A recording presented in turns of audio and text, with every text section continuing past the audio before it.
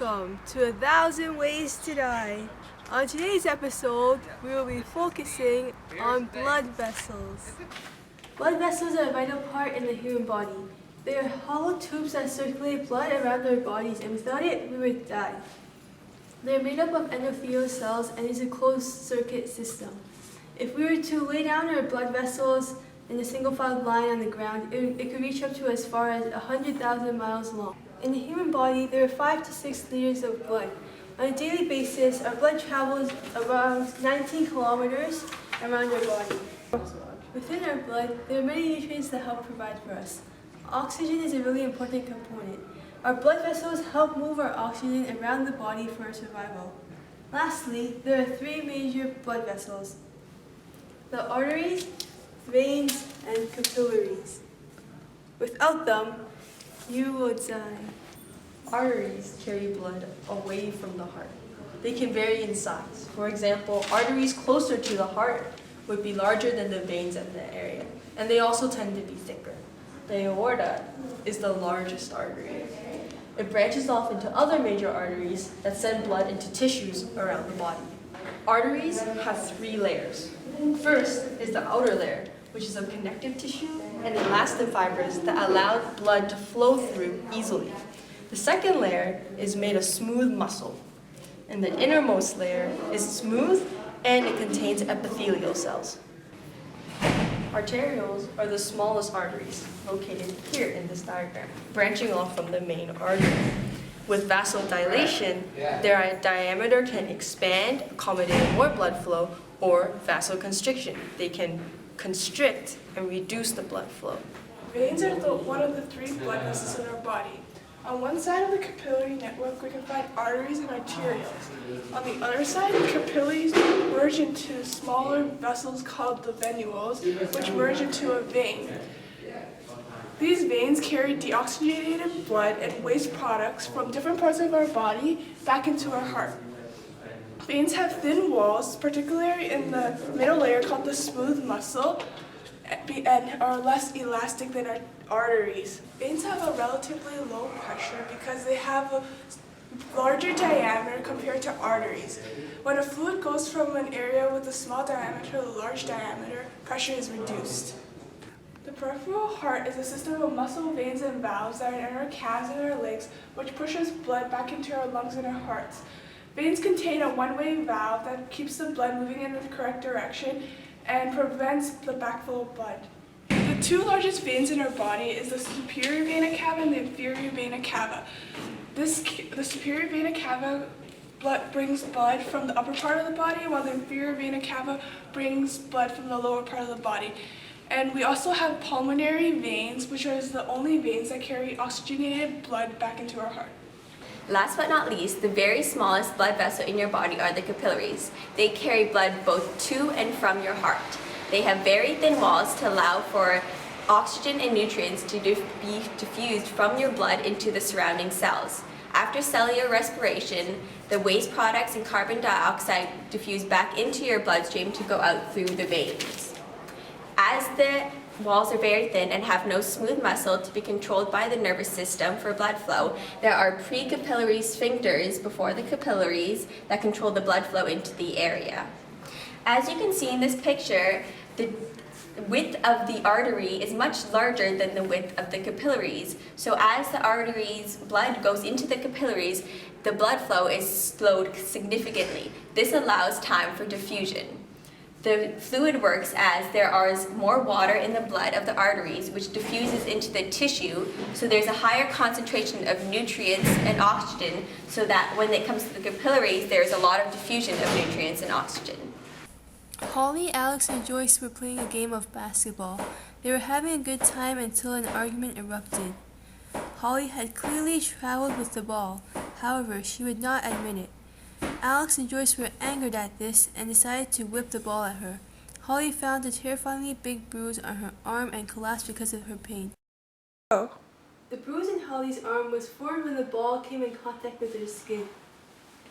As you can see, the red and purple color is the result of the capillaries and small veins tearing, which causes the red blood cells to leak out. Bruising is not life-threatening, as the tissues slowly begin to repair because of our white blood cells. The color of the bruise may look scary, however, it is just the red blood cells that are trapped under the skin. However, in this case, Holly died because of a concussion after she fell on the pavement. Alex washed her cup after drinking water. As she put her cup back in the drawer, it fell out. As the glass shattered on the ground, one piece bounced back at her and pierced her neck. When the glass from the cup slit through Alex's neck, it cut through her carotid artery. Arteries are the blood vessels that deliver blood away from the heart. To be specific, the carotid artery carries blood towards her head. Arteries can also be very close to the heart, so every time the heart pumps, the blood gets rushed to the artery. Since Alex's artery was cut, the blood continued to rush out of her body, therefore causing her death by excessive blood loss. Joyce has a biology test the next day. She hasn't been studying much. As a result, she cuts herself while studying, and she rushes to get a bandage. She falls and dies. Have you ever wondered why paper cuts are so painful? Paper cuts occur at the tips of your fingertips, so that is where all the nerve fibers are. Compared to cutting a major artery or vein, paper cuts only tear a few capillaries. Since capillaries are only 1 cell in diameter thick, blood comes out slower or even sometimes none at all. We also have platelets that clot the wound in time before sufficient blood lost to cause any fatal damages. Christy is doing an experiment and decides to put a paper clip in some dirty water. The paper clip rusts as she takes it out. While examining what has happened to the paper clip, Christy trips and accidentally jabs the paper clip into one of her veins. She slowly feels discomfort in her heart and collapses on the ground. Bacteremia is the correct medical term describing the presence of bacteria in one's blood. In reality, small amounts of bacteria is harmless, as the immune system can fight it off. However, in Christy's unfortunate case, high levels of bacteria were found in the dirty water which entered into her bloodstream, causing a condition called sepsis. This condition affects the entire body as tiny blood clots form in the blood vessels. As the main function of blood vessels is to transport oxygen throughout the body through the circulation of blood, the clots will prevent oxygen from being delivered into organs and deoxygenated blood back into the heart. Since blood vessels are in a closed-circuit system, there is no other method for oxygen and blood to be transported to these organs. Alexandra has been working late nights trying to find a new idea for a commercial and feels the anxiety as the deadline is approaching. She has a bad habit of biting onto her pencil. The paint of this pencil is made of old house paint passed on by Alex's grandpa, consisting of high concentrations of lead. 5 months later, she was pronounced dead. Prior to 1977, lead was an ingredient allowed in house paint. Lead can cause serious health issues as it can act like a poison. When lead has entered the body through the skin or through swallowing, it can be transported throughout the bloodstream into all parts of the body. This is because blood vessels exist in all parts of the body, and when lead has entered into the bloodstream, it can be transported to any vital organ in the body. Lead exposure increases the risk of hypertension, which makes the heart work harder to pump blood and limits the amount of oxygenated blood from entering into the body tissues. The risks of developing heart attack and stroke are also increased as well. Alex is stuck under a desk that's falling. Run, Alex, run! But she can't run. Dun, dun, dun. Dismemberment is when a part of your body is removed, causing fatal blood loss and, in worst cases, death. As a part of your body is removed, blood transported throughout the blood vessels is no longer through a closed system, as blood is not contained within the blood vessels. Arteries, which pump blood away from the heart, continue to do so, but as they no longer have a route to go back to the veins and therefore back to the heart, blood is lost. Furthermore, veins, which now no longer have the source of blood to pump blood back to the heart, accelerates the loss of blood. Dismemberment at different parts of your body have different levels of severity. For example, dismemberment at your pinky is much less severe as there are only capillaries and arterioles versus at your thigh, where you have your descending aorta as well as other major arterioles and arteries. Major arterioles and arteries have larger blood flow as they have bigger widths. If you want to prevent blood loss, items around your house can help you to do so. For example, string, which can be used to prevent blood loss by closing off the valve is tight enough. Or if you have something like an elastic band on your remaining limb after dismemberment, it can also be used to close off the valve of your arteries and stop blood flow out of your body. Nutella. Yum, yum, yum. No, stop, it's mine! Don't take it! No, it's mine too!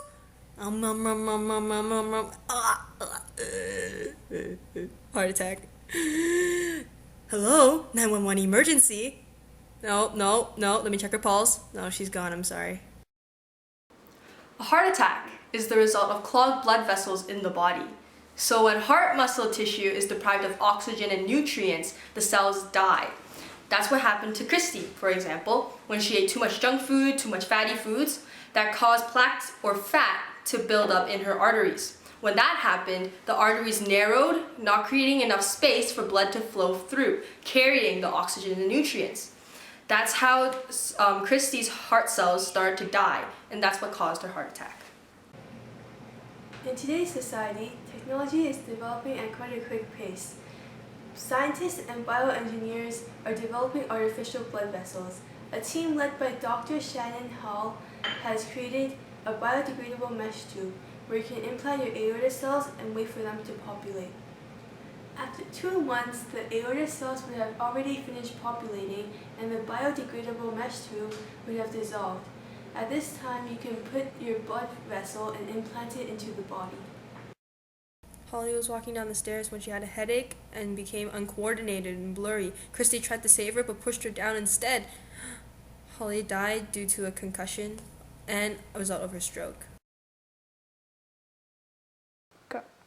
Blood pressure is the force of blood against the walls of arteries. Many people have high blood pressure or hypertension. What happens is that one's vessel is so constricted that the blood has to have extra pressure in order to pump through. When this happens, the walls of the arteries fight back or they push back. And when this happens, the artery grows and thickens, kind of like a muscle. This narrows the passage of the artery, making blood, nutrients, and substances even more difficult to pass through the narrowing passage. And when this happens, and the blood has too much extra pressure, the vessel bursts. In the case of Holly, when she had her stroke, she was experiencing an artery that needed energy to go to the brain. Because the brain was deprived of energy from a vessel pumping too hard through a narrowed artery, the vessel burst and her brain no longer got the energy that it needed. Thus, Holly experienced a stroke. Blood pressure is the pressure of your blood against the walls of your blood vessel. You measure blood pressure in 2 numbers, your systolic pressure and diastolic pressure. Systolic pressure is the pressure against your blood vessels when your heart contracts or pumps. Diastolic pressure is the pressure against your blood vessels when your heart relaxes or fills with blood. You measure blood pressure with a sphygmomanometer, where you put this cuff around your forearm and pump it full of air, cutting off the root of the major artery. You hold a stethoscope against the artery and slowly release the air pressure. The first sound that you hear when you release the air pressure is the systolic pressure, and the subsequent silence is your diastolic pressure. Blood pressure being high or low can lead to major problems such as strokes or heart attack. High blood pressure or hypertension leads to your blood vessels becoming thicker and therefore a narrow passage for blood flow. The other result of hypertension is when your blood vessels burst due to the high blood pressure. Opposite of hypertension is hypotension or low blood pressure. Both hypertension and hypotension lead to lack of nutrients and oxygen to the cells, resulting in heart attacks or strokes. Now that you've learned the function, structures, and dangers of blood vessels, remember to avoid the 1,000 ways